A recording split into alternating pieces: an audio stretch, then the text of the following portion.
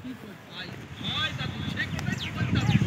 কুয়াকাটার এই সমুদ্র সৈকত এলাকা